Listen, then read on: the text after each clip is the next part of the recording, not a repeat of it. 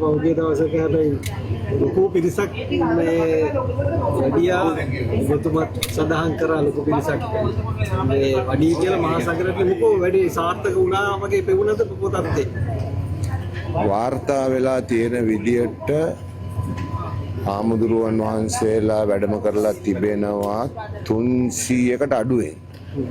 එතන 275කට වගේ කියලා තමයි වාර්තා වෙන්නේ. ප්‍රමාණයෙන් බැලුවොත් සමුළුව අසාර්ථකයි. උන්වහන්සේලා යෝජනා කරේ 800ක් නෑ 8000ක්. ඔව් 8000ක් 10000ක් විතර වැඩම කරන බව.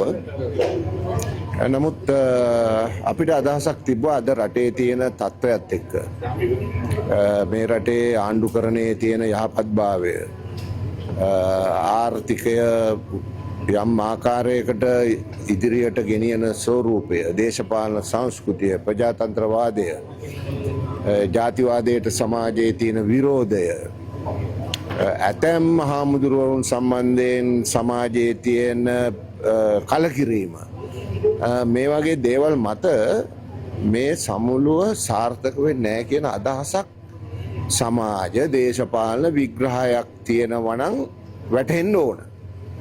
ඒ නිසා තමයි මම කලින් ප්‍රකාශ කරේ ඉතින් උන්වහන්සේලා වඩි ආපහු වඩි ඊට වඩා මොකක්වත් වෙන්නේ නැහැ. දැන් හැබැයි බලද්දී ඊට වඩා දෙයක් වෙලා තිබෙනවා. ඊට වඩා වෙලා තියෙන දේ තමයි උන්වහන්සේලා වඩින මොහොත වෙනකොට යම් කිසි බලයක් ප්‍රකාශ කරගෙන හිටියානම් සමාජය තුල ඒ බලය සීරෝ දක්වා පහළ වැටිලා තිබෙනවා. ඒ අනුව ගත්තම උන්වහන්සේලා කරගෙන තියෙන ලොකු අපරාධයක්.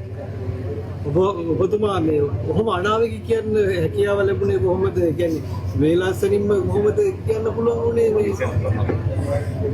අනාවැකි නෙමෙයි. ඉතින් සමාජ ආර්ථික දේශපාලන තත්ත්වය විග්‍රහ කරගත්තම සමාජයක් හැසිරෙන්නේ කොහොමද කියලා කියන්න පුළුවන්කමක් තිබෙනවා.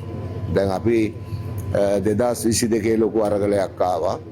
ඊට පස්සේ ආර්ථිකය කඩා වැටිච්ච නිසා ඒක සිද්ධ වුණා. ආර්ථික පැත්ත කඩා වැටුණා, සමාජ පැත්ත කඩා වැටුණා, දේශපාලනය කඩා වැටුණා. ඉතින් එතනින් පස්සේ එන මහා මැතිවරණයකදී අපි දන්නවා අපි දිනනවා කියලා.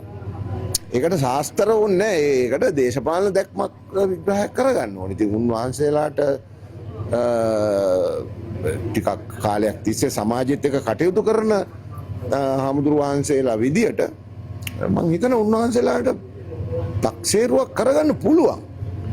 මොකක් හරි ඉඳ ඒ තක්සේරුව වැරදුනා මේ අසාර්ථක වුණා. ඉතින් අපරාධේ උන්වහන්සේලා එහෙම කරගත්තේ. සමහරට ඔහොම එකක් නොකර හිටියන තාමත් ටිකක් බැබලෙන්න තිබ්බා. ඉතින් අර බල්බ් එක පිච්චිලා ගියා වගේ තත්ත්වයක් ඇති වුණා. හැබැයි බල්බ් එක පිච්චුනට සජිත් මහත්තයා ආවනේ. සජිත් මහත්තයා පිච්චිලා ගියානේ ආපු එකේ. ඒක ටිකක් නිවිලා තිබ්බ බල්බ් එකක් නිකන් මෙහෙම ඒක නැතිලාම ගියා. එතුමා කරගන්නෙත් විපක්ෂ නායකයා විදිහට අපරාධේ. එතුමාට තරඟයකුත් තියෙනවා මේ නාමල් රාජපක්ෂ මහත්තයත් එක්ක. දැන් ඊළඟ ජනාධිපතිවරණයට ඉල්ලන්නම් කියලා හිතන් ඉන්න කීප දෙනෙක් ඉන්නවනේ. අපිට දැන්ට පේන විදිහට නාමල් රාජපක්ෂ මහත්තයා ඉල්ලන්න බලාපොරොත්තු වෙන වැඩ කරන බවක් පේනවා. සජිත් ප්‍රේමදාස මහත්තයා එහෙම වැඩ කරන බවක් පේනවා. එතකොට දෙන්නෙකුට ඉල්ලන්න බෑනේ. කවුරු හරි අතරින් ඉදිරියට කෙනෙක් එන්න ඕනනේ. නැත්තම් අපිට තරංගයකුත් නැහැනේ. අපි කැමති ප්‍රතිවාදියා ශක්තිමත් කෙනෙක් කෙනකොට.